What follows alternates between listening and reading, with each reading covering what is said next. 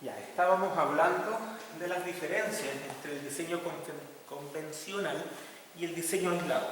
Hay hartas diferencias, pero la más importante, por lejos, es que el diseño aislado o el diseño con dispositivos de protección en general, agrandemos los dispositivos de protección, porque los disipadores de energía también tienen el mismo fin, y es poder optar a respuestas que son peldaños más arriba, mejores en desempeño.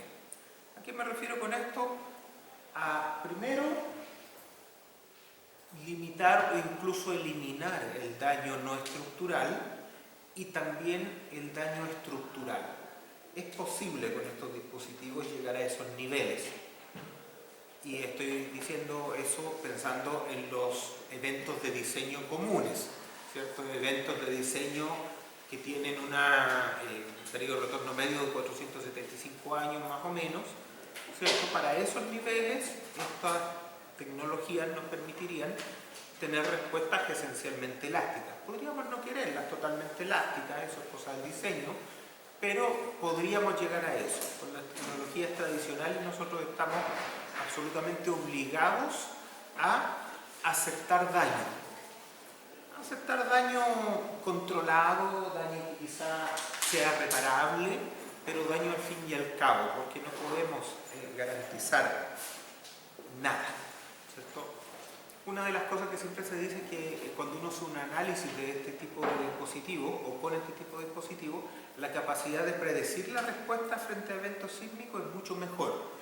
Y es cierto, ¿ya? Pero eso no necesariamente nos tiene que llevar a concluir que los dispositivos son mejores. Sí, se predice mejor la respuesta, pero no necesariamente eso significa que la pueda controlar absolutamente, no en todos los casos, ¿ya? Pero una de las cosas más importantes es que aquí ya estamos yendo directo en la dirección de la protección de contenidos, ¿ya? Muy, muy importante. Se habla, siempre lo tengo anotado ahí, de que estos dispositivos, ¿cierto?, de aislamiento sísmico pueden llegar a reducir las demandas sísmicas elásticas del orden de 10 veces. Claro, si uno lo lee así, es como fuerte la cosa. Es como, ¿por qué no lo usamos? Eso es una forma un poco engañosa quizás de leerlo, porque es verdad, pueden llegar a reducir del orden de 10 veces las respuestas elásticas, no siempre son 10 veces, podrán ser 8, pero ojo, que las estructuras en general no responden de una manera elástica. Por lo tanto, ahí hay que tener un cuidado. ¿Ya? Esa es una comparación un poco extraña, y lo vamos a ver más adelante también, pero sí. Si uno compara respuestas elásticas, que serían respuestas sin daño de una estructura sin aislamiento con una con aislamiento, sí podría llegar a reducirse 10 veces. Pero eso no significa que la demanda de diseño se va a reducir 10 veces. Por ejemplo, para que sea fácil el número, si usted tiene un espectro, ¿cierto?, que tiene una meseta, ¿cierto?, un plató en un G, y diseña con un R5, usted va a estar diseñando como con corte del 20%. Si usted tiene una estructura aislada, ¿cierto?, que está en la zona de periodos largos, a lo mejor usted va a estar diseñando para un corte mínimo del 10%, pero con R igual 1. Entonces usted dirá, una la diseño con el 20 y otra la diseño con el 10. ¿Dónde bajé 10 veces? Si bajé a la mitad nomás. Ya. Pero la diferencia es lo que significa el R. Una tiene un R de 5, la otra tiene un R de 1, incluso a veces menos de 1. Y eso es un indicador de daño o de una potencial incursión en el rango inelástico. O sea, ahí es donde hay que tener harto cuidado con estas cosas, tratar de comparar peras con peras, y ahí uno va a poder entender bien a qué se está refiriendo.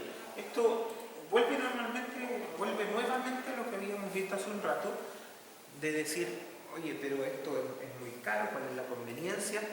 Claro, si uno piensa que el diseño de estructuras comunes, de diseño tradicional, es un diseño para cero daño, claro, al incorporar estas tecnologías a lo mejor no le ve mucha gracia. Pero cuando uno se da cuenta que el diseño tradicional admite daño y admite harto daño, ahí la cosa podría ser un poco distinta. ¿Cómo funciona el aislamiento de base? Bueno, lo vimos en el video y no hay mucho más que decir, ¿cierto? En general nosotros entendemos que la demanda llega por el suelo, ¿cierto? Viene aquí la historia de aceleraciones horizontales, ¿cierto? A nivel de suelo, se la transmite al edificio, el edificio las amplifica a su vez en su altura. Y normalmente lo que tenemos como respuesta a nivel de techo es una respuesta amplificada respecto a la que tenemos a nivel de suelo. En el caso de estructuras aisladas eso cambia mucho, porque tenemos esta interfaz flexible, ¿cierto?, entre el suelo en general y la superestructura. Típicamente esta interfaz se pone a nivel del último subterráneo, arriba del último subterráneo, ¿cierto? Y de ahí para arriba la superestructura está aislada. Entonces aquí tenemos un filtro de ondas que deja pasar únicamente las ondas de baja frecuencia, que son las que en general le hacen menos daño a la superestructura, ¿cierto? Porque la estructura va a estar expuesta a ondas de periodo largo, para las cuales en realidad casi que no se va a deformar internamente. De hecho, muchos de los análisis simplificados nos llevan a que la estructura o la superestructura la tratamos como algo que está mucho más cercano a un cuerpo rígido que un cuerpo flexible. Ahora, ojo, aquí hay una baja doble del cortante, o mejor dicho, del volcante basal. Si ustedes se fijan, en una estructura común las aceleraciones aumentan en altura. Por lo tanto, la resultante de fuerzas laterales está más arriba del centro de gravedad estático. El centro de gravedad dinámico está mucho más arriba, porque aumentan las aceleraciones en altura. En el caso de una estructura aislada, primero tiene menos corte basal, directamente porque está en la zona de periodo alto. Pero además, como la estructura no tiene drift entre pisos importante, las aceleraciones no aumentan en altura, o aumentan muy poco en altura, por lo tanto aquí el centro de gravedad dinámico, el centro lateral, ¿cierto?, está bastante más bajo que en este otro caso, por lo tanto aquí baja 2 veces el volcante basal. Baja por efecto de que bajó el corte basal, pero también porque la resultante lateral está más abajo. ¿Ya? Es una cosa que puede ser un poquito rara, pero que se da. Entonces tenemos que acá, esencialmente, se genera una interfaz flexible. Estos elementos, aisladores sísmicos, hay de varios tipos, pero finalmente los que llegan a usarse son de 2 o 3. ¿Ya? Cuando nos cambiemos a los disipadores de energía, si es que lo alcanzamos a ver, ¿cierto?, ahí nos vamos a dar cuenta que vienen en todos los colores, todos los sabores. La gente se levanta en la mañana y dice, oh, inventé un disipador y lo patenta y lo ensaya y todo eso. Los aisladores no es tanto. Los disipadores de energía tenemos un montón de opciones y, como ustedes se imaginarán, no todos, bueno, todos funcionan, pero algunos funcionan mejor que otros. Y ahí es donde también hay que saber elegir más o menos qué es lo que quiere usar. Aquí en aisladores sísmicos los vamos a ver en detalle más adelante, pero en general tenemos elastoméricos y péndulos friccionales. Son los típicos. Hay deslizadores planos, hay otras cosas, pero y en el elastomérico hay varios tipos de elastoméricos, pero en general va por ahí la cosa. ¿Ya? O son los péndulos friccionales o son los aisladores elastoméricos. Eso es lo que el mercado normalmente ocupa. Aquí otro videito donde vamos a notar algo adicional. Que no es menor, y es cómo es la sensación de la gente que está dentro de los edificios cuando están aislados o no, porque alguien dirá, bueno, yo puedo hacer un edificio todo lo rígido que yo quiera y resistente y por lo tanto voy a anular el daño. Sí, podrá anular el daño estructural por deformaciones, pero no va a anular el daño por aceleraciones, y las aceleraciones al interior de un edificio a veces son bien importantes. Para el confort de la gente es absolutamente importante. Pero para algunos tipos de funcionamiento, por ejemplo en los hospitales, empieza a ser crucial esta diferencia. Entonces, claro, ¿dónde quisiera uno que lo estén operando? ¿En el de la izquierda o en el de la derecha? Claro, también uno, típicamente en estos edificios aislados, no sé si le ha tocado algún terremoto en los edificios aislados, pero uno no se da ni cuenta que está temblando. Ese es el objetivo, eso es parte del confort de la gente y eso tiene un valor. Hay gente que solo por eso ya pagaría un edificio, tener un departamento en un edificio aislado, solo por la posibilidad posibilidad de que no sentir cuando está temblando. Filosofía de diseño para estructuras protegidas. Entonces, como objetivo esencial, su desempeño no solo involucra la protección de la vida, eso ya se da por hecho, eso es un peldaño básico, durante un signo severo, sino también la reducción del daño a la estructura y a sus contenidos. Eso es algo que es nuevo, ya se los comenté, no lo vamos a seguir dando vuelta a lo mismo, pero sí, aquí sí puedo llegar a la protección de contenido, que no necesariamente puedo llegar a ella con el diseño tradicional. Con esto no estoy diciendo que el diseño tradicional sea malo, porque es lo que vimos todo el curso. El diseño tradicional se va a seguir usando. El diseño tradicional probablemente ustedes toda su carrera lo sigan viendo. Pero la idea es que estas tecnologías, que ya no son innovaciones, estas cuestiones ya son viejas.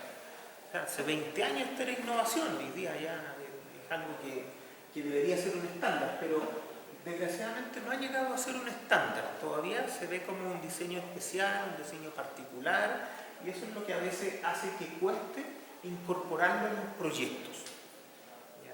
Yo creo que hay culpas de variados tipos, desde que se considera muchas veces como un diseño demasiado especializado, así como solo para los iniciados, los elegidos, esta cosa. No, esto es un poco más terrenal. Uno puede diseñar estas cosas y cuando diseña 2 o 3 ya la cosa se hace fácil, porque los resultados empiezan a serle parecidos. Entonces, claro, esto es una técnica quizás en las que uno tiene que desarrollar un poco de oficio, pero tampoco se trata de un diseño tan complejo que la gente no pueda aprender o que tenga que hacer un doctorado para aprender. No es así, no es cierto. ¿Ya? Hay que tener cuidado, hay que saber un poco más, ¿cierto? Hay que tener cuidado con los software, pero no es algo complejo y difícil. Es algo que hay que estudiar para poder sacarle provecho, que es como casi todo en la vida. Aquí, esto es importante, es bien importante, así que aquí, escuchen. ¿Cómo normalmente se puede idealizar un comportamiento inelástico no lineal?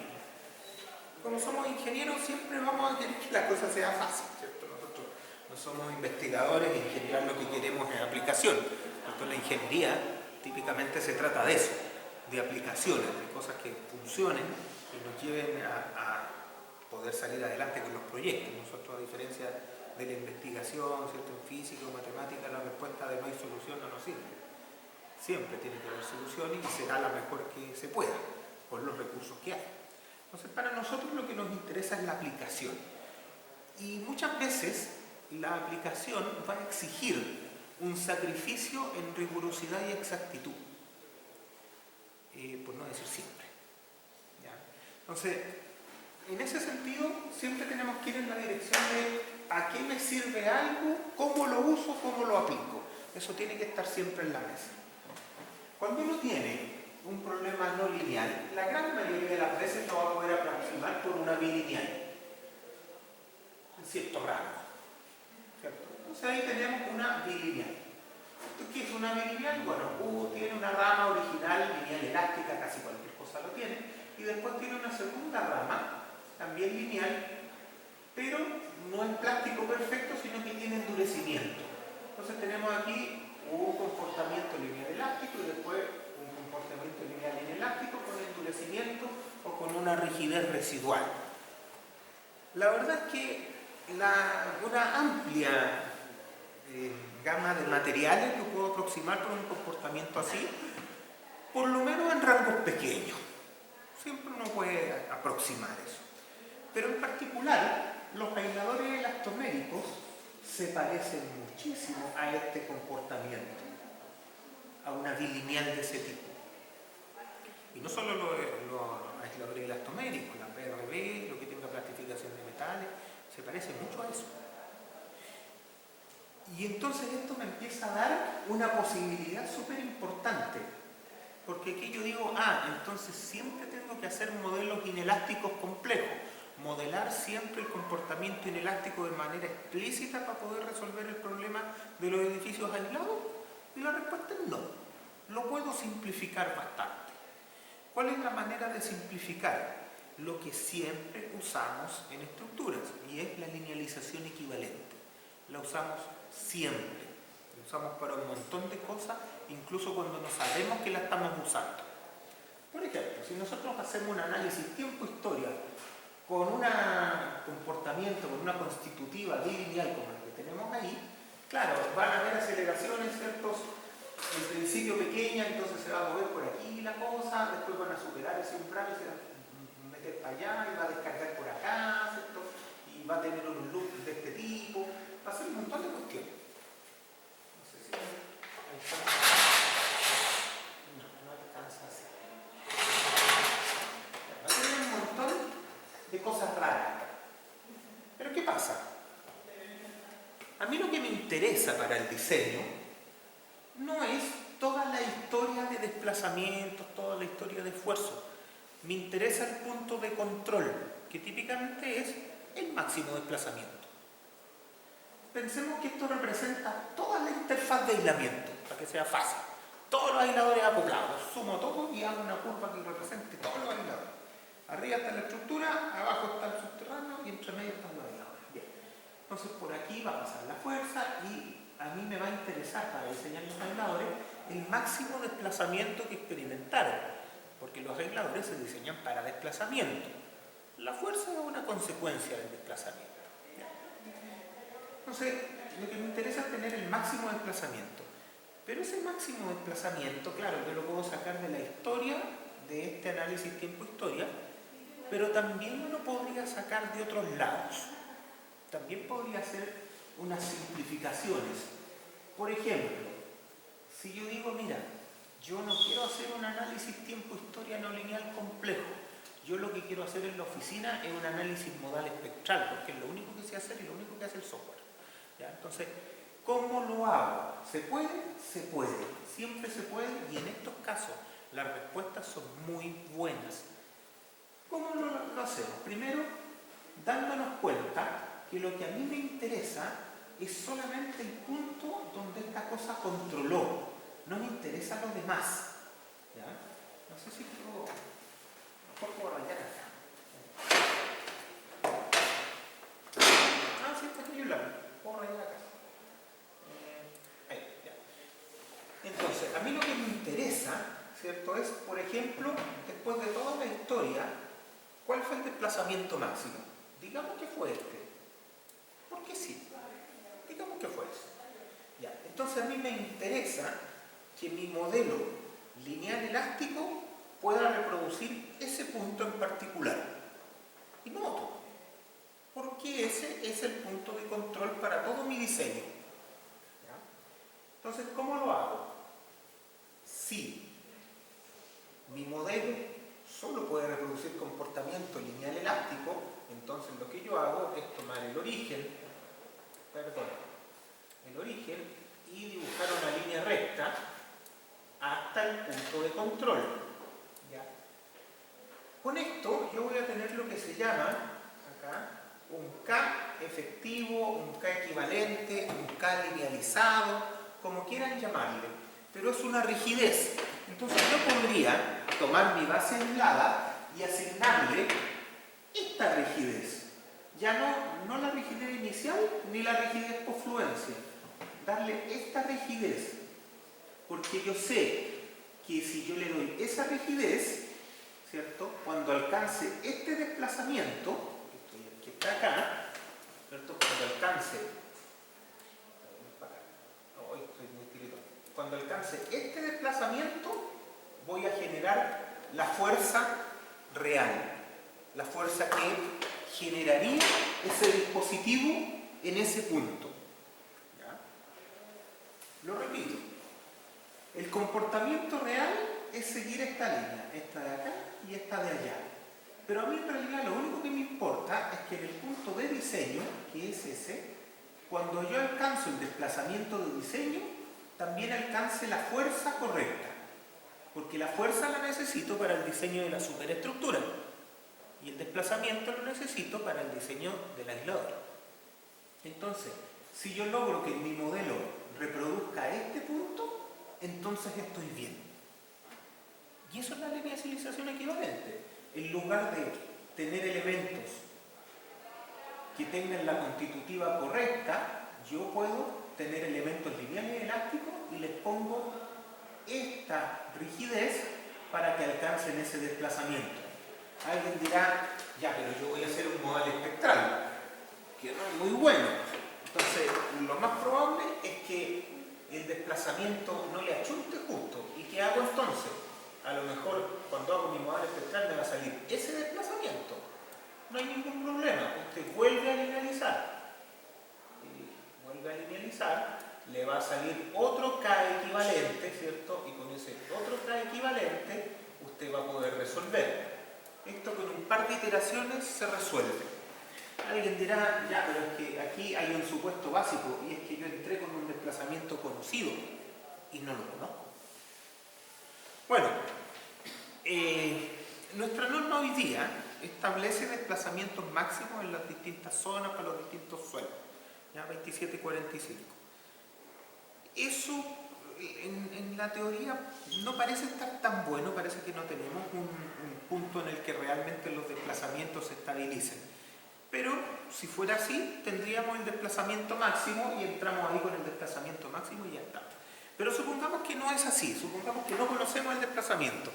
Bueno, entro con cualquiera. Digo, los desplazamientos van a ser 10 centímetros. ¿Por qué? Porque sigma. Entro por acá, linealizo a ese punto, corro mi modelo y mi modelo me va a decir, no estás en ese punto, estás más allá. Ok, entonces ahora linealizo al punto que me salió y en un par de iteraciones esta cuestión converge. ¿Ya? Esa es la manera de linealizar un sistema que no es lineal. Y esto lo hacemos siempre, casi para cualquier cosa. Lo que pasa es que en el aislamiento sísmico elastomérico esto tiende a ser incluso más útil, porque un análisis modal espectral de este tipo toma un ratito, versus un análisis tiempo-historia no lineal que me toma harto esfuerzo. Entonces, claro, yo en una ingeniería básica no voy a estar haciendo algo tan complejo. En una ingeniería de detalles, claro, yo hago los análisis no lineales, hago todas las complicaciones que hay que hacer, pero básicamente llegamos a que la propuesta del análisis modal espectral linealizado era más que suficiente. Eso es lo que se ha visto. ¿Ya? Entonces, vale la pena entender bien estos conceptos para poder aplicarlos. Alguien dirá, ya, pero esta cuestión, ya, ahí tenemos la rigidez equivalente, ya, ok, o la rigidez linealizada. Y ojo, le vamos a poner un apellido, que es la rigidez linealizada al desplazamiento objetivo. Porque si cambio el desplazamiento objetivo, cambia la rigidez. Y cambia todo. Al tener una rigidez equivalente, también tengo un periodo equivalente, tengo, bueno, todo lo que quiera equivalente. Todo lo que me permita calcular esto. Por eso que aquí es curioso y es un poco raro cuando la gente habla de periodo, el periodo aislado. Porque uno dice, oye, pero si yo tengo un comportamiento bilineal y en el que este ciclo depende absolutamente de las deformaciones laterales, ¿de dónde saca un periodo? No, claro, el periodo equivalente o el periodo linealizado al desplazamiento de diseño. Lo que pasa es que toda esa frase larga uno se le olvida, ¿ya? Pero es eso, es linealizado. Ahora, también hay otra cosa, y es que este comportamiento, claro, yo lo linealicé y me estoy olvidando de otra parte re importante, y es que estos ciclos tienen disipación de energía y tienen mucha disipación de energía. ¿Cómo incorporo yo la disipación de energía en un análisis lineal elástico? Porque en el elástico es obvio porque va directo aquí, en la regla de descarga. Entonces, la regla de descarga, que no es la misma que la carga, y ahí disipo energía. Está listo. Pero en un análisis lineal elástico, yo voy para allá, vuelvo para acá, voy para allá, vuelvo para allá, con la misma línea. No hay disipación de energía. Entonces, ¿dónde meto toda esta disipación de energía? ¿Cómo la represento en un análisis modal espectral?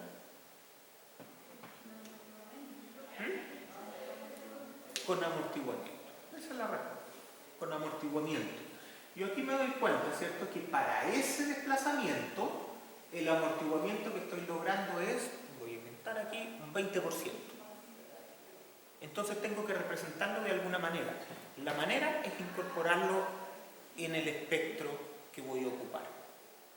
¿Ya? Más adelante se va a repetir esto y ya les voy a mostrar bonito. Pero esa es la idea. Ahora, si yo, insisto, cambio el desplazamiento, claro, me va a cambiar el K y también me va a cambiar el amortiguamiento. Todo es linealizado al desplazamiento de diseño. Rigidez, periodo y amortiguamiento. El amortiguamiento está linealizado al desplazamiento de diseño. Si cambio el desplazamiento de diseño, todo cambia. Y esto se lo insisto un poco en este asunto, porque es donde se cometen los errores, ¿cierto? Es bastante común que uno, cuando empieza a diseñar estas cosas, piense que la linealización equivalente es una cosa generalista que... ¿cómo se borra?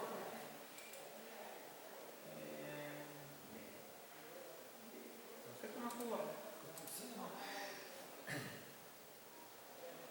No, tampoco. Y la siguiente. Se quedó en esa. Cuando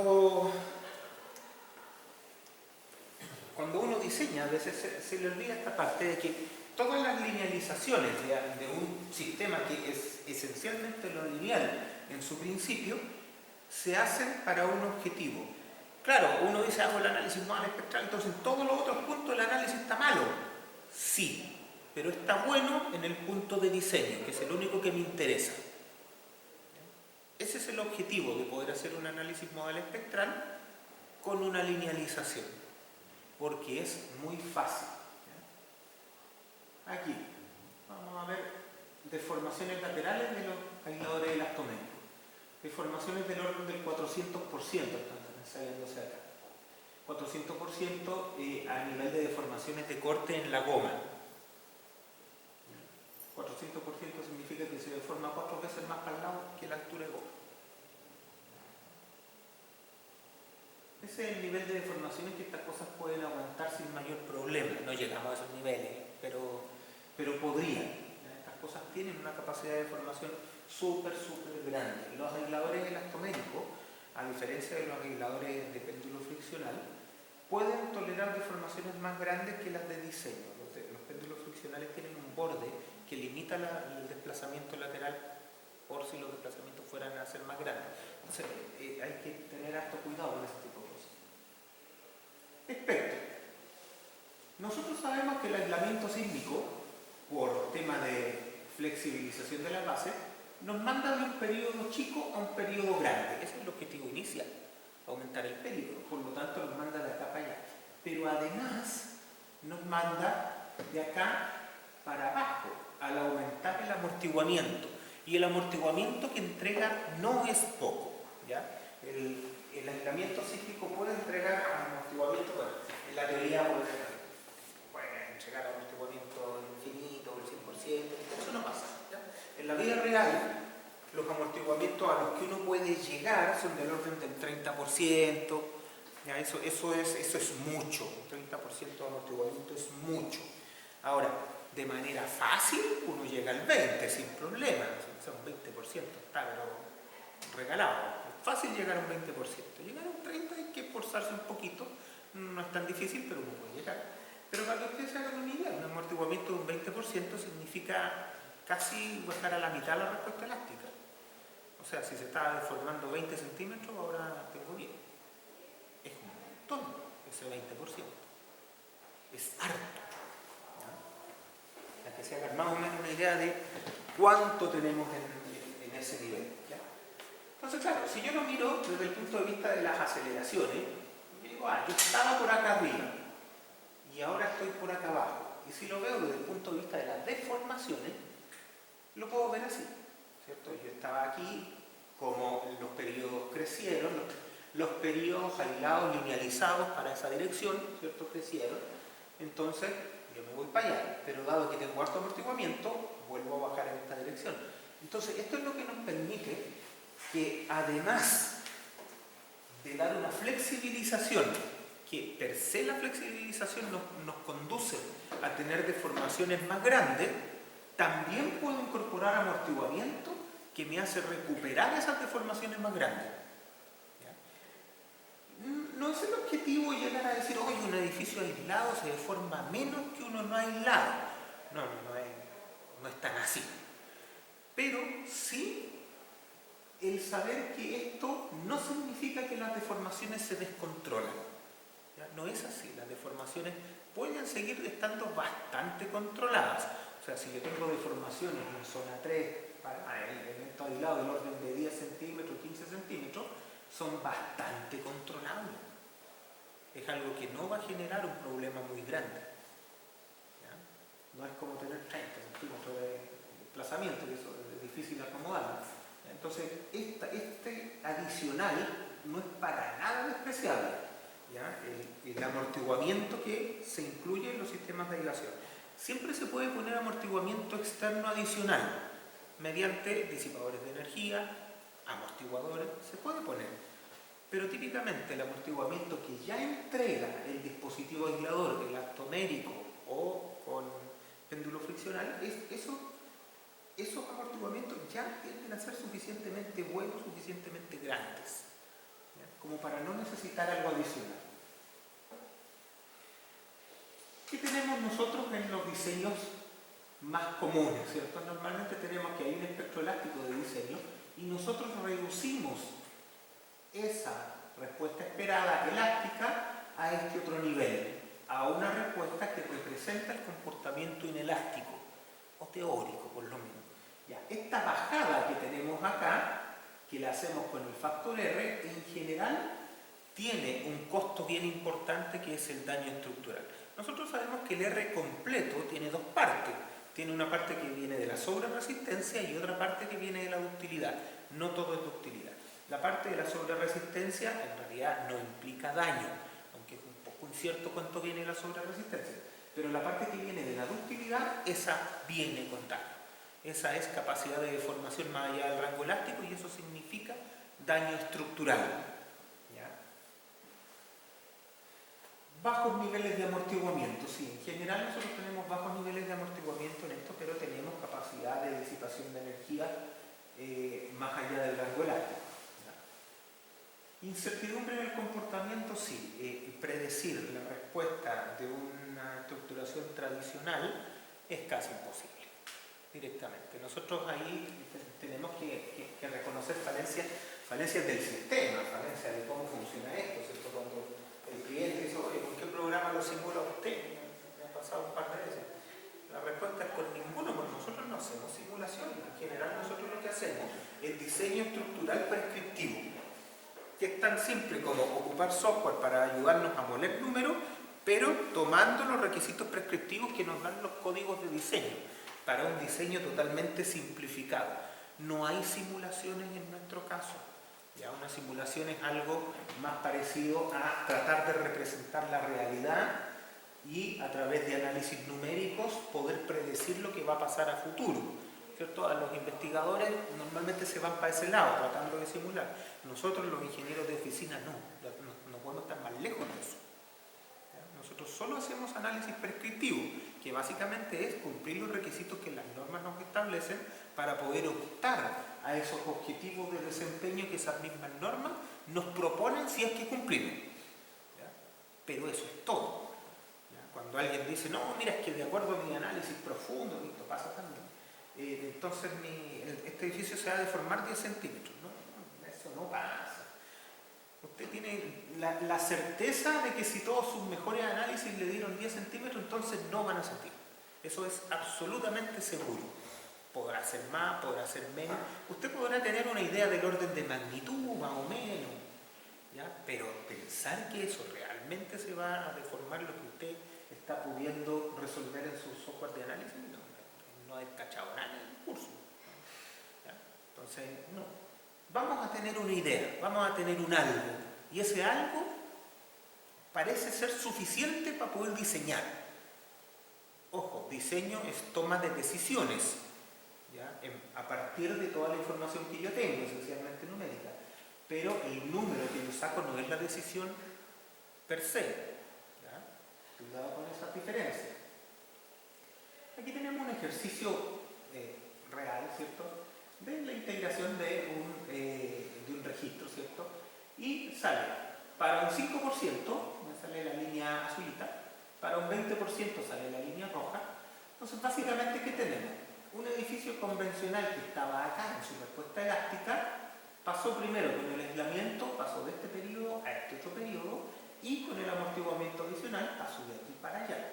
O sea, un edificio que le pusimos aislamiento y que tenía este periodo puede bajar su respuesta elástica desde allá hasta acá. Esto sería algo bastante realista. ¿Cuánto baja? Baja como de 0,55 a 0,10, baja como 5 veces. Esto es bastante realista, esto está bastante correcto. ¿Ya? Entonces, claro, esa es la bajada a la que nosotros apelamos. ¿Por qué es tan importante esa bajada? Porque, bueno, son hartas veces, y eso es lo que nos permite poder estar mucho más cerca de obtener una respuesta elástica en la estructura.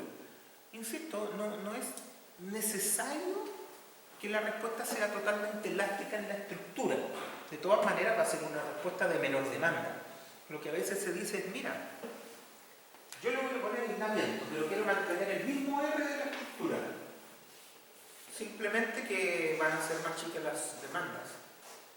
Eso no parece tan bueno, porque el objetivo propio de estas tecnologías de protección es bajar el daño o anular el daño. Siendo así, usar un R grande en algo que está arriba del sistema de aislamiento no tiene mucho sentido. Pero usar un R chico sí. Hasta el momento nosotros hablamos de respuesta elástica y eso lleva implícito un R igual 1. Pero a lo mejor yo podría usar un R que no sea 1 siempre y cuando ese R esté pagado por sobreresistencia. O sea, si yo diseñara la superestructura con un R 2, 1,5, parece bastante razonable. Ahora alguien dirá, oye, pero un R 2 es chico, ¿qué tanto aporta? Aporta que baja la demanda a la mitad. Entre 1 y 2 tengo un 2. Entonces aporta un montón desde el punto de vista numérico.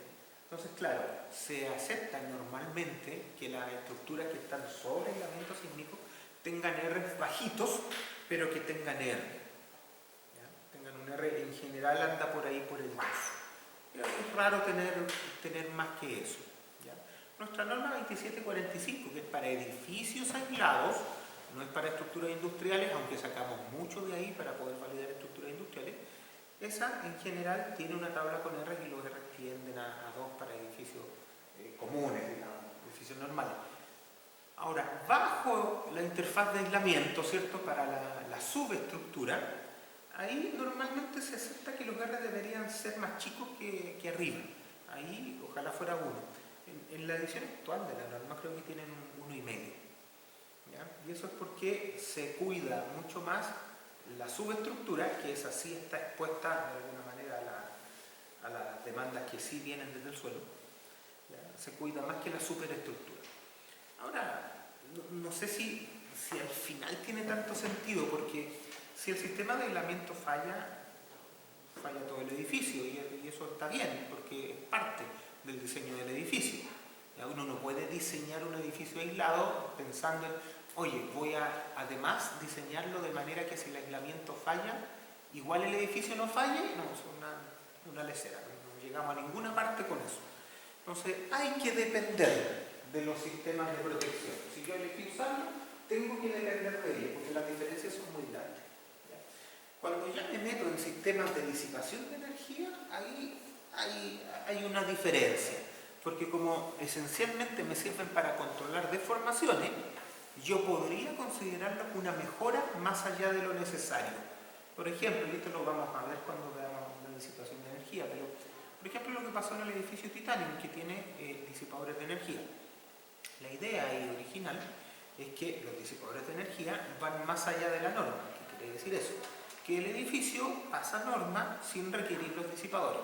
Los disipadores se incorporan como una manera adicional de entregar rigidez y amortiguamiento adicional al edificio para que tenga aún menores deformaciones que las que tendría sin ellos. Pero ya era un edificio que cumplía normas sin ellos. Entonces ahí hay una mejora, pero no hay una dependencia. ¿Ya? En el caso del aislamiento hay dependencia total siempre, porque no puede ser de otra manera. ¿Ya? Otro videito.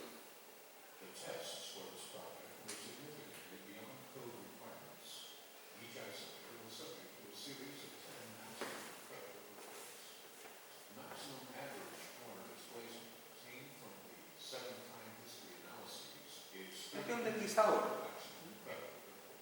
Deslizador friccional con un elastomérico arriba.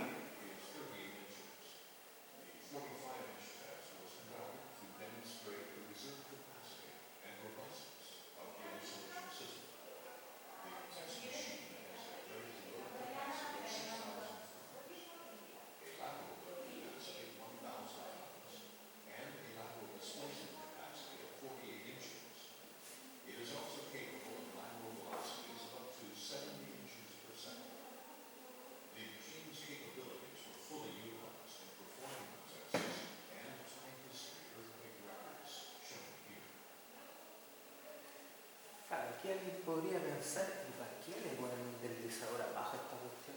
¿Qué gracia tiene? Inicialmente se usaban un poco estos aisladores que son fricciones planas. Hoy día ya no, son deslizadores planos. Tal como están ahí, no necesariamente tienen un elastomérico arriba, ¿ya? Pero se usaban. Ahora, a nivel de fricción baja, y hay que decir esto porque alguien dirá, pero qué bien, porque lo multiplico mu por la normal y estamos listos. No, aquí hay un problema, porque en fricciones bajas, la fricción, el coeficiente de fricción depende de la velocidad. Por lo tanto, esta cuestión es un corcho poder integrarlo y resolverlo numéricamente. Ya no estamos hablando de fricciones menores al 5%. Entonces ahí depende de la velocidad que en cada instante cambia y además los coeficientes de fricción se ven afectados por la temperatura, a veces por un montón de cosas. Entonces es bien, esto hay que hacerlo con software. Aquí ya no va a espectral que les decía, no anda muy bien porque son demasiadas las cosas que se meten aquí. Ahora, uno de los problemas que tienen estos deslizadores planos es que no tienen una fuerza restitutiva. ¿Qué significa eso? Que si yo tengo puros deslizadores planos, claro, se van a activar cuando las aceleraciones horizontales superen el umbral de la fricción. Y ahí se van a empezar a mover y van a funcionar como que esta cosa estuviera volando. Pero claro, cuando termine el sismo va a quedar con una deformación residual, porque no tiene una fuerza restitutiva como lo tienen los elastoméricos, que tienen la fuerza de la goma que lo trae de vuelta.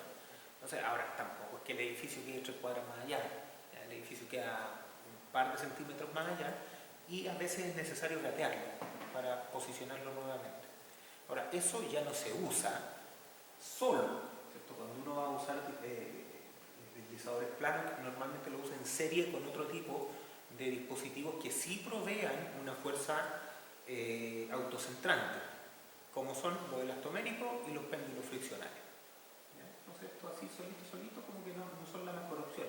Ahora aquí uno también ve un tema, y es que yo les decía, los aisladores elastoméricos simples tienen una capacidad de deformación súper grande y en general se pueden deformar harto más de lo que yo estudié en el diseño. Pero los aisladores friccionales, yo tengo que definir una cama donde estos se puedan mover. Y por lo tanto, si el desplazamiento supera el tamaño de esta cosa, voy a tener un choque. ¿Todavía no funcionaría la goma, por decirlo? No, es que normalmente no tienen un elastomérico arriba. ¿Ya? Normalmente son fijos, arriba y abajo. Entonces el deslizamiento se produce en la interfaz acá y esto podría chocar. Ahora, ese te podría chocar es algo que no se ve porque uno diseña de manera que esta cosa no vaya a chocar. Esa es la idea, ese es el objetivo y el buen diseño. ¿Ya? Pero es una diferencia que tiene con lo otro. Una de las mayores diferencias también, bueno, hay dos diferencias más que son importantes entre los tipos de aisladores. Se dice que los aisladores de péndulo friccional, como son todos metálicos, tienen una capacidad axial o contracargas verticales que es muy grande comparada con las aisladores elastoméricos. Personalmente yo he usado solo aisladores elastoméricos. Jamás he tenido el problema o jamás ha sido la carga vertical un problema para el aislador. ¿Ya? No he llegado a ese nivel. Pero sí es cierto que un aislador con péndulo friccional, que es metálico completo, podría aguantar más carga vertical. Eso es cierto.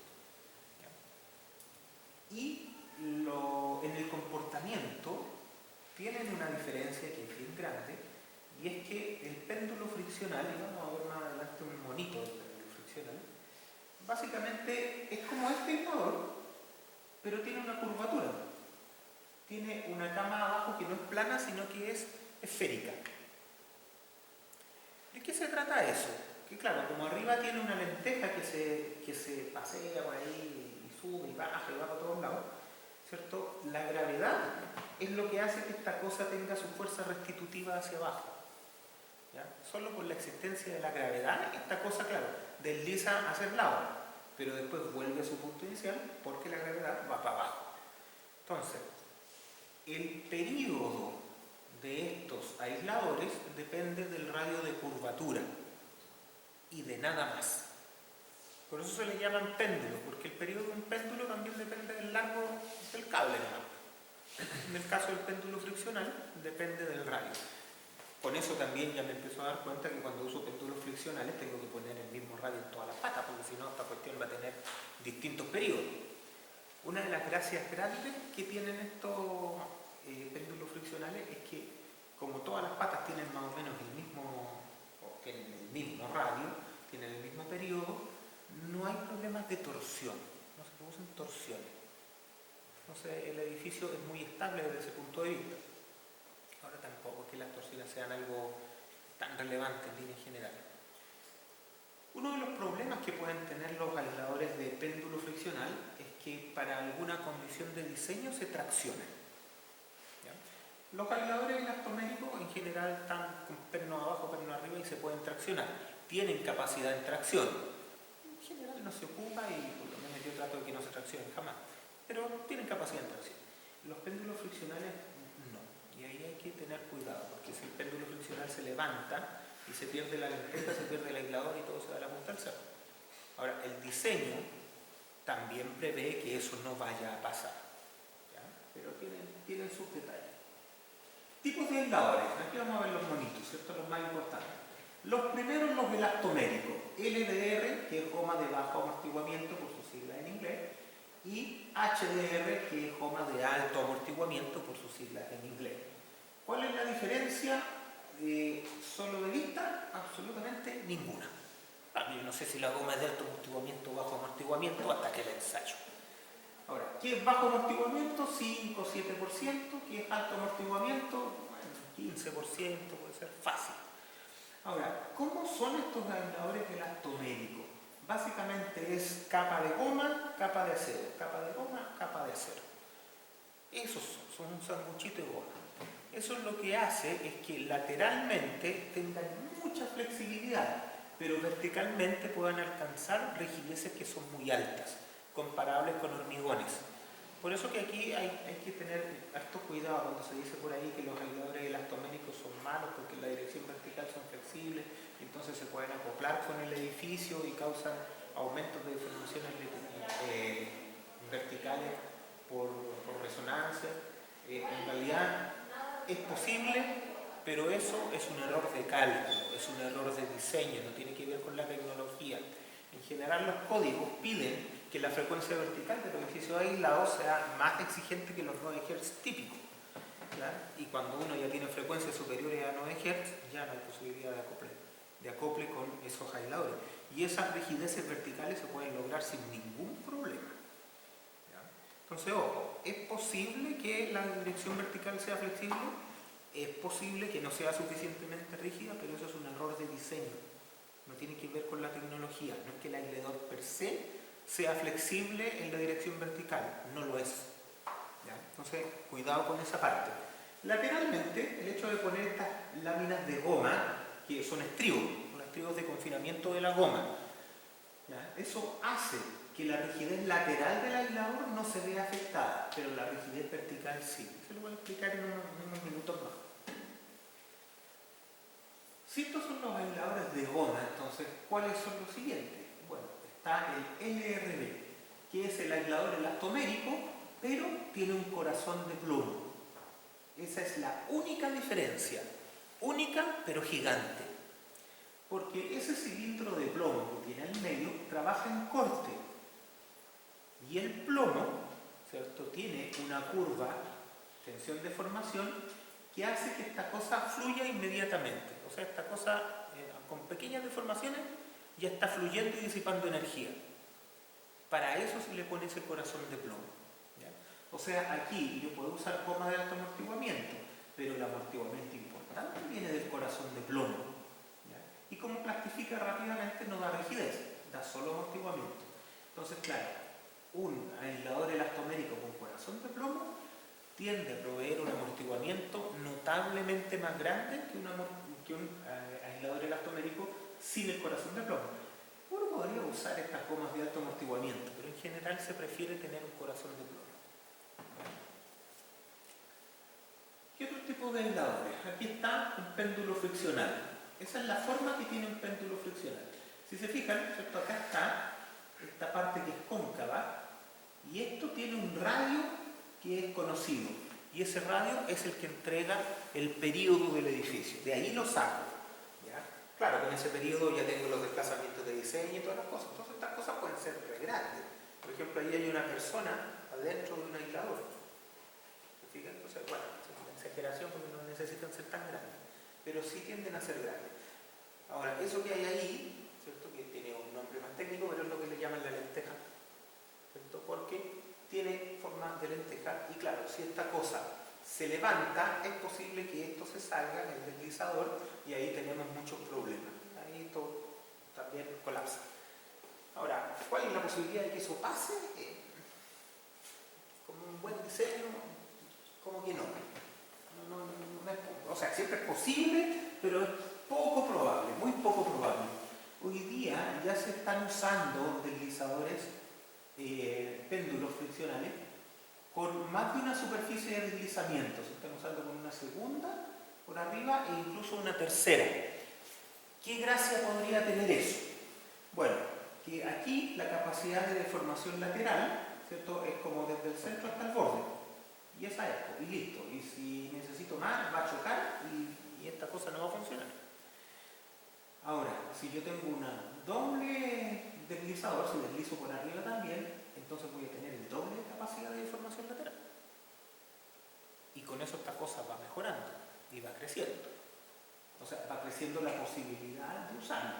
Entonces, hoy día se están inventando varias cosas de ese tipo, pero todavía lo clásico es el péndulo friccional y el elastomérico. El elastomérico con corazón de plomo y sin corazón de plomo, porque en general la base aislada no necesita tener todos los aisladores iguales, pueden ser distintos. Eso muchas veces nos lleva a elegir, por optimización, ¿cierto? Y por disminución de costos, poner, por ejemplo, los que tienen corazón de plomo por el perímetro y los que no tienen corazón de plomo por dentro del edificio. ¿Para qué? Para controlar, por ejemplo, la torsión o la potencial torsión accidental. La podemos controlar de esa manera, ¿cierto? Poniendo disipación de energía por el perímetro. Y los últimos son los deslizadores planos, que estos ya están, como les decía, en desuso. O sea, en desuso por lo menos para usarlos de manera unitaria, solo eso. Normalmente se ocupan en paralelo con otros tipos, porque estos disipan energía, pero no tienen la fuerza restitutiva que tienen estos otros, que esa es la gran gracia. Los elastoméricos tienen la goma, que tiene una fuerza restitutiva para volver a posicionar el edificio en su posición original, y los péndulos friccionales, a través de la gravedad, tienen la posibilidad de volver a fijar el edificio en su posición original. ¿Ya? Ahora, ojo, que alguien dirá, bueno, pero ¿qué tan influyente es la dirección vertical? Porque aquí yo me doy cuenta que cuando esto desliza horizontalmente, por fuerza va a tener un desplazamiento vertical. Y ese desplazamiento vertical no es importante y no va a provocar esfuerzos en la superestructura que la puedan dañar. En general, no. Los desplazamientos verticales son bien chiquititos y tienden a compensarse con los demás aisladores. O sea, tienden como a todos subir lo mismo, porque el edificio se mueve completo y todos tienen el mismo radio de curvatura. Entonces, tiende a no ser un problema. ¿Ya? De todas maneras, todo ese tipo de cosas se evalúan. Los otros aisladores, ¿cómo se comportan en respuesta vertical? ¿Cuál es lo otro? ¿Esto de acá? Lo elastomérico es todo lo rígido que se necesite. ¿Ya? La dirección vertical es otra dirección que hay que analizar y la rigidez también se calcula. ¿Cuál es la rigidez ahí en compresión, en flexión? La única rigidez acá que es blandita, digamos, que es baja, es la dirección de corte. ¿Ya? Pero se pueden obtener, a pesar de que son de goma, se pueden obtener rigideces altas en las otras direcciones. ¿Ya? Ese es el objetivo de los estribos. Vamos a ver inmediatamente. ¿Cómo son los aisladores con corazón de plomo? ¿Cierto? Aquí hay un videito corto donde les explico eso. Tienen planchas arriba y abajo contra las cuales se vulcanizan, tienen corazón de plomo y tienen planchas de láminas de goma y láminas de acero. Las láminas de goma andan de más o menos, ¿cierto? En orden de magnitud entre 6, 10, 12 milímetros. Láminas de goma, de espesor, más o menos. Las planchas de acero, la verdad es que pueden ser todos los chicos que uno quiera porque son para arrastrar, típicamente desde el punto de vista de la resistencia quedan muy holgadas, entonces usamos 2 o 3 milímetros. Ahora típicamente ya se usan 3 milímetros porque a pesar de que estructuralmente con 2 milímetros funciona bien, constructivamente funciona mal. Cuando tienen que arenar la plancha de 2 milímetros se abolla y tiene problemas. Entonces con 3 milímetros eso ya funciona. El tema de la rigidez vertical, ¿cierto? Se lo voy a explicar con un monito. A pesar de que a mí me lo enseñaron con ecuaciones diferenciales y no entendí nada. Lo voy a hacer con un monito. Esto es fácil. La goma tiene un nu, ¿cierto? Un módulo de Poisson que es casi 0,5. Es 0,49999 y ese 9 justifica un examen y todas las cosas. Pero supongamos que es 0,5 para que sea fácil. ¿Qué significa un nu de 0,5?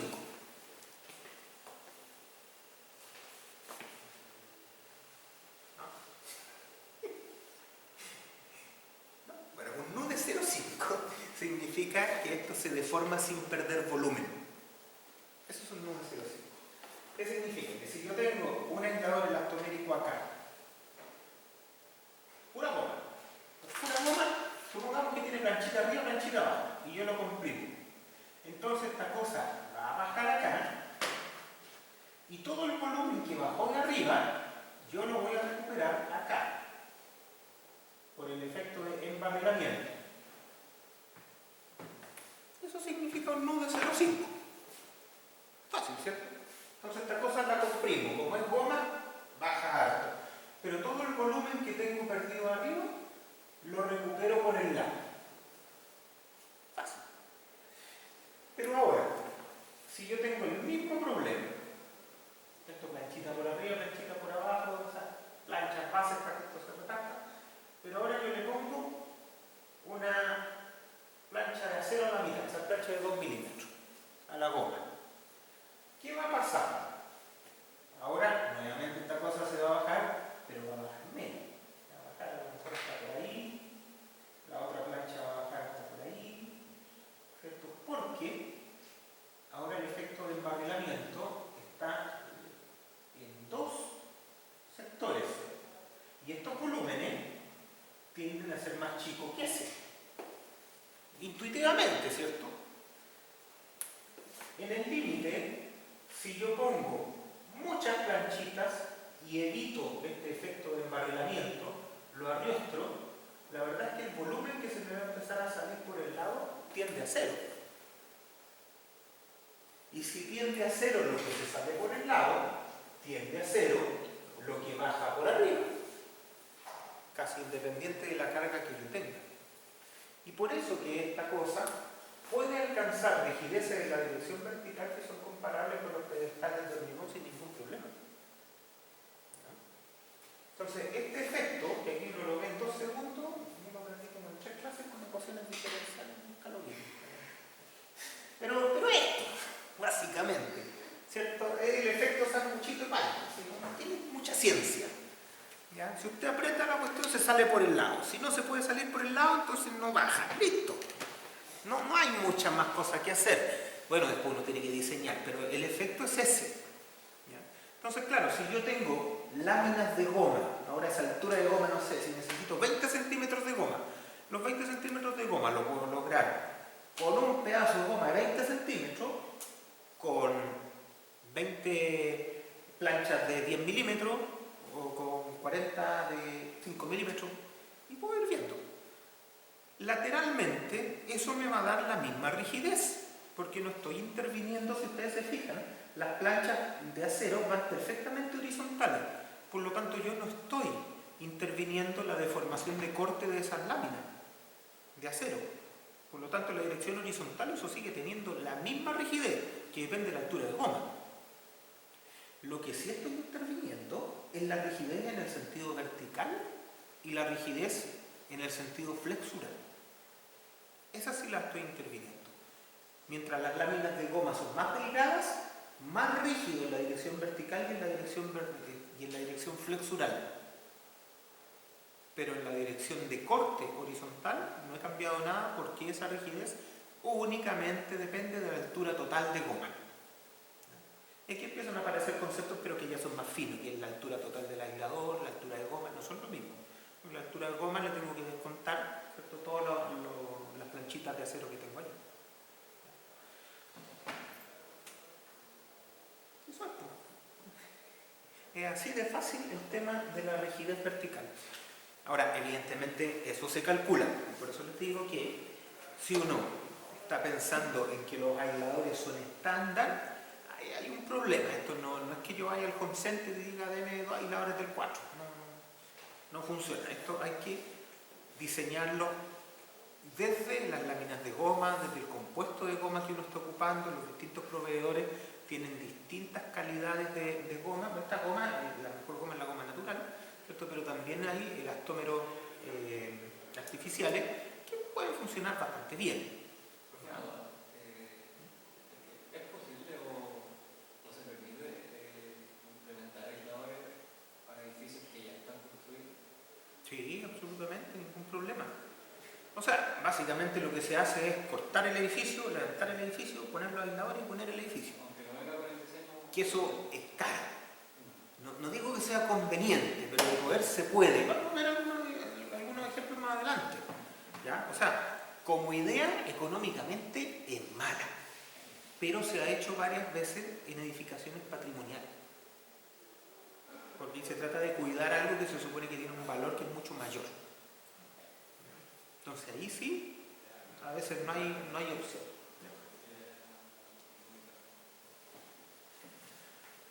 Aplicaciones. Aquí vamos a empezar a ver aplicaciones. Estanque. La gente siempre dice que en las estructuras industriales no se pueden usar estas cosas. Yo solo lo usaba en estructuras industriales, pero tampoco es tan común. Aquí, por ejemplo, tenemos un estanque de GNL. ¿Por qué se cree de GNL? Porque es muy feo el estanque. El GNL, para los que no saben, que es el gas natural licuado, tiene que estar siempre en estanque aislado sísmicamente, aislado térmicamente también, porque el GNL trabaja a temperaturas bajo cero muy fuertes. Entonces, sísmicamente esta cosa no funcionaría de otra manera. Entonces, claro, aquí está el estanque, ¿cierto? Y abajo hay un bosque aislado. Fíjate, puros pedestales. Claro, porque aquí yo necesito espacio para que se pueda inspeccionar y también eventualmente se pueda cambiar algún aislador. ¿Ya? De hecho, el código de nuestra norma lo pide expresamente, que los aisladores sean inspeccionables y tengan espacio para recambio por si se necesita. Desde el punto de vista de los fusibles, los aisladores no son un fusible, a pesar de que yo les dije que disipan energía por el corazón de plomo, pero no se trata de que sean elementos que haya que cambiar después del terremoto. No, hay que inspeccionarlos para ver qué pasa con todas las cosas, pero no se trata de que sean elementos que se vayan a necesitar cambiar siempre después de un terremoto. De hecho, el objetivo inicial es que no se cambien nunca, que esos estén ahí por siempre. Entonces, desde ese punto de vista, son elementos que no deberían sufrir daño durante el terremoto. ¿Ya? Bueno, los aisladores elastoméricos, los péndulos friccionales en general no reciben daño. Hay otro tipo de disipadores de energía, que vamos a ver en próximas clases si alcanzamos, que sí podrían tener daño durante los terremotos, y ahí hay que tener más cuidado, hay que tomar precauciones de mantención y todas esas cosas. Pero este tipo de dispositivos no requieren una mantención más allá de la inspección y alguna otra cosa que uno tenga que mirar, pero no es que uno tenga que estarle haciendo el cambio de aceite todos los años, cosas así, no. ¿Ya? Otros estanques muy grandes, ¿cierto? Aquí, a diferencia del otro, en vez de tener péndulos friccionales, tiene aisladores elastoméricos que parecen un poco altos. En realidad realidad personalmente no me gustaría usar jamás uno de estos porque un aislador alto tiene un problemita y es que si uno se fija, el aislador elastomérico tiene una rigidez baja en la dirección horizontal porque son para aislar. Entonces, si tiene una rigidez baja en la dirección horizontal, una altura como esta podría conducir a que el aislador pandee. Alguien dirá, escucha, es raro esa cuestión, pero sí. En general los aisladores tienen un diámetro más grande que su altura y el pandeo se calcula, ¿eh? El pandeo del aislador es parte del diseño que uno hace. ¿Ya? O que hago yo por lo menos. No sé, pero es muy raro que un aislador se vaya a pandear, pero también usar un aislador con estas razones de aspecto parece raro, a mí me parece extraño. ¿Ya? Pero bueno, supongo que esta cosa tiene que estar buena porque lo hicieron los coreanos, si está en inglés debe estar bueno. Aquí una torre de un estanque de agua, ¿cierto? Ahí tienen los aisladores elastoméricos. Yo no sé por qué alguien querría aislar una torre de agua, ¿ya? Simplemente estoy diciendo que se puede y ahí lo hicieron. ¿Ya? Entonces, el argumento de que no se puede aislar cosas industriales es malo, o por lo menos la foto lo contradice. ¿Ya? Pero les voy a insistir mucho en el tema de cuándo es bueno y cuándo es malo, depende, siempre depende. Actualmente yo no creo que exista una claridad absoluta de que esto es imprescindible en ciertos casos. Lo que se logra, como les digo, es sí, son un aporte. Claramente son un aporte. El aporte se paga en todos los casos, conviene, es la mejor opción, ahí ya no es en todos los casos. ¿Ya? Depende de lo que uno quiera, casi siempre depende de lo que uno quiera.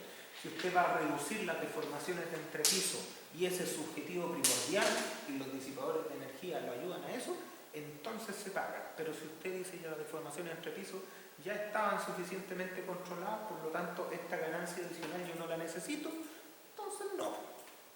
¿Ya?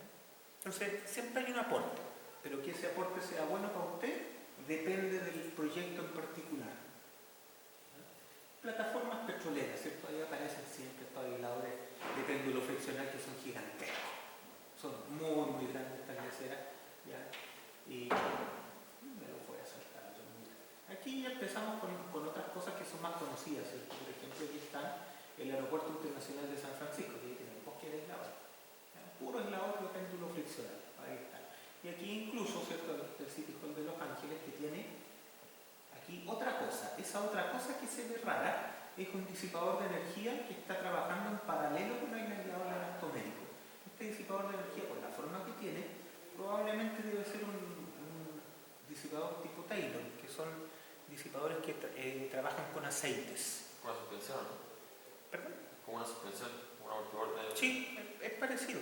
Trabajan con aceites, con filtros de aceite, y entonces lo que hacen es que cuando se mueven rápido, el aceite por turbulencia causa reacción y cuando se mueven lento, entonces no causa ninguna reacción.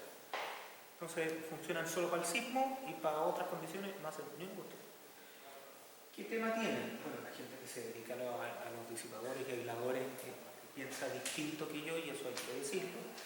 Yo pienso que en Chile es difícil este tipo de implementación. Hay varios puentes que se han arreglado con disipadores de energía tipo Taylor. Yo tengo solo una aprensión con ellos y es que hay que inspeccionarlo y a veces hay que hacerle cambio de aceite y en Chile uno no le cambia el aceite en el auto. Entonces hay cosas que no sé, uno tiene que reconocer su idiosincrasia y yo voy más por los dispositivos que se les llaman dispositivos pasivos que no necesitan mantención de ningún tipo. ¿Ya? Y eso solamente porque estamos en Latinoamérica y yo sé que no le van a ir a hacer mantención de ningún tipo a nada. Entonces, por eso prefiero eso, pero desde el punto de vista de funcionamiento las cuestiones son una maravilla. Aquí, por ejemplo, edificios reforzados, Corte de Apelaciones de San Francisco, ¿cierto? Y aquí el City Hall de San Francisco. Estas son de las cosas que levantaron, ¿cierto? Le pusieron los aisladores y después los dejaron ahí. Esto, claro, no es algo que uno vaya a hacer todos los días, ¿eh? Porque esto cuesta mucho, esto es carísimo y se justifica en este tipo de cosas que son construcciones patrimoniales, en zonas de alta sismicidad para poder conservarlas. Ahora, el aislamiento sísmico, como les digo, no es algo tan caro en los edificios de departamento y de oficina, es algo que debería ser, no sé si un estándar, pero debería ser algo que usemos más. Yo creo que en Chile se usa poco. O sea, no estoy diciendo que hay que ponerlo en todos lados, no. Pero creo que ha entrado muy poco comparativamente con otros lugares de alta sismicidad. Y hay razones para eso, pero no son muy buenas. Está el puente Golden Gate también, que tiene sus aisladores.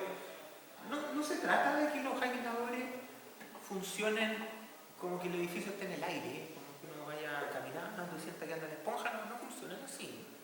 De hecho, los aisladores elastoméricos, por ejemplo, para muelles, que me ha tocado poner, tienen un funcionamiento bien, que no es normativo, pero se puede elegir. Por ejemplo, ustedes saben que en el muelle atraca el barco, para eso está el muelle. Entonces, cuando llega el barco, ¿cierto?, le pega al muelle. Y claro, si el muelle es aislado, no se va a mover esa cuestión y no lo van a parar más, ¿no? Porque en realidad los aisladores elastoméricos con corazón de plomo tienen una resistencia inicial que está dada por el corazón de plomo. Entonces yo le puedo poner un corazón de plomo para que ante el atraque del barco estas cosas funcionen perfectamente rígido. No se note el aislamiento. O sea, el barco no se va a dar cuenta que el muelle es aislado. Pero después, durante el evento sísmico, sí se activa el corazón de plomo y esta cosa se empieza a mover. Eso se puede perfectamente, porque el atraque de un barco, para que se hagan una idea, tiene cargas grandes, pero son cargas de 200 toneladas, una cosa así, eso es el impacto de un barco. Pero la carga inercial sísmica de un tablero son miles de toneladas. Un tablero hormigón armado de, no sé, por 300 metros por 20 metros, son miles de toneladas. Por lo tanto, aunque las lleve al mínimo del 10% aislado, voy a tener hartas miles de toneladas de corte. Entonces puedo hacer que el muelle funcione aislado para el sismo, pero que funcione rígido para todo el resto de las operaciones. Eso es perfectamente posible. No digo que sea lo más económico, pero en algunos casos puede ser bastante interesante. Otro monito aquí, otro videito bien intuitivo. A prueba de diputado. Vean el líquido que hay arriba en la piscina. Eso pasa. Entre paréntesis, poner las piscinas en los techos del edificio es una mala idea.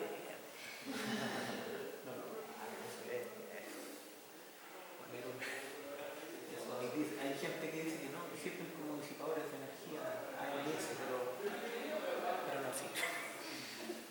No es cierto. Ya, lo vamos a dejar hasta aquí por hoy día y la próxima clase sigo con estas cosas.